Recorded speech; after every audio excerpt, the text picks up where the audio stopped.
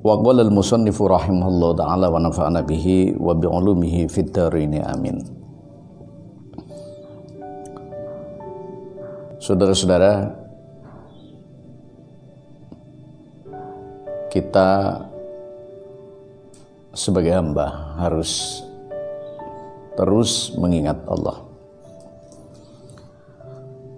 Mengingat Allah itu tanpa batas, tak kenal waktu, tak kenal kondisi. Fi ayyi makan, di mana-mana. Bukrotan wa asilan, pada saat pagi dan pada saat siang. Di mana Anda berada, kapan waktunya, dalam kondisi apapun. Artinya bahwa kita tidak boleh membatasi kita untuk mengingat kepada Allah.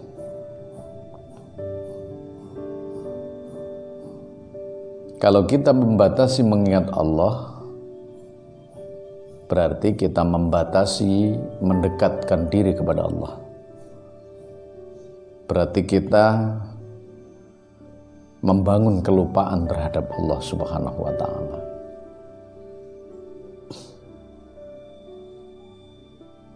Bahkan mengingat kepada Allah itu adalah hal yang wajib yang diimplementasikan dalam sholat. Maka Allah Ta'ala berkata dalam ayat Quran, Aqimus sholata li dzikri, tegakkan sholat untuk mengingat saya. Ketika ada orang yang tidak sholat karena udzur syar'i, maka dia wajib qadha menurut Imam Nawawi. Walaupun ketika qadha itu memunculkan beberapa implementasi hukum tentang tidak tepatnya waktu dalam sholat, tapi menurut Imam Nawawi tetap wajib qadha.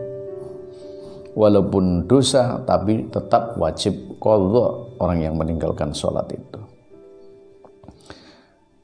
Ya, karena Allah mengatakan aqimus sholata li dzikri, tegakkan salat untuk mengingat saya. Kapanpun, dimanapun, tetap harus ingat kepada saya. Maka diteruskan dalam ayat lain, adzkurkum, maka saya akan mengingat kamu. Kalau kamu mengingat saya, adzkurkum, saya akan mengingat kamu. Artinya tidak memilih waktu orang yang ingat kepada Allah. Bagaimana dengan orang bekerja? Bekerja tetap bekerja, tapi hatinya ingat kepada Allah. Karena ingat itu urusan hati. Kalau bekerja bisa jadi dengan menggunakan organ-organ tubuh dan gerakan-gerakan jasad. Tapi hatinya tetap ingat kepada Allah. Maka sebagian ulama mengatakan letakkan dunia di tanganmu dan letakkan akhirat di hatimu. Itu artinya bekerja sambil beribadah kepada Allah.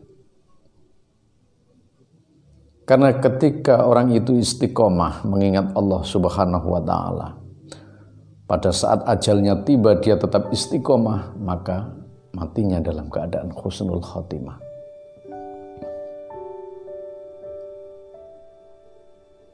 Ini manfaat dari dawam atau istiqomah dalam mengingat Allah Subhanahu wa ta'ala. Sampai pada penghujung umur, ketika tetap ingat kepada Allah, maka dia akan diselamatkan imannya oleh Allah Subhanahu wa ta'ala. Jadi artinya mengingat kepada Allah itu juga melewati ibadah. Dan ibadah itu jangan menunggu Anda kosong hatinya kepada Allah.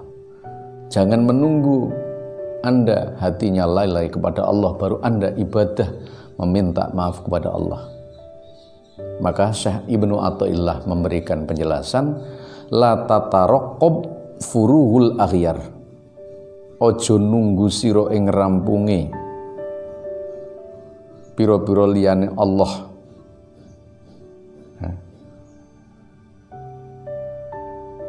Kamu jangan menunggu hati ini lalai kepada Allah untuk beribadah kepada Allah. Engkong kuai lewis dosa kuakeh. Nanti kalau saya maksiatnya banyak, dosa saya banyak, kalau saya sudah tidak punya amal saja saya tak beramal. Enggak boleh. Fa inna dzalika yaqta'uka an wujudil muraqabah. Karena tindakan itu akan memutuskan, akan menghancurkan kedekatan Anda dengan Allah. Yaqta'uka an wujudil muraqabah, memutuskanmu, mematahkanmu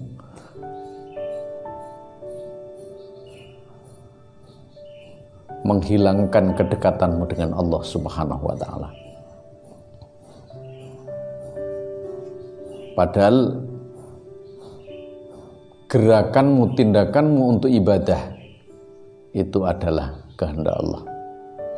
Artinya, semakin kamu menunggu untuk berdosa, sehingga dalam dosa itu kamu mempunyai pikiran bahwa kamu akan mendekat dengan Allah karena dosa, semakin kamu teruskan, maka berarti kamu menambah panjang,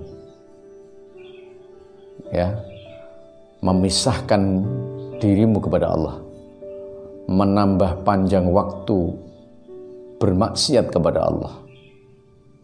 Maka tidak ada hal atau alasan untuk menunggu melakukan maksiat dan dosa, setelah itu kita bertobat kepada Allah. Walaupun tidak berdosa, walaupun tidak maksiat, mari kita mencoba untuk mengisi kekosongan-kekosongan hidup, menambah dengan ibadah kepada Allah.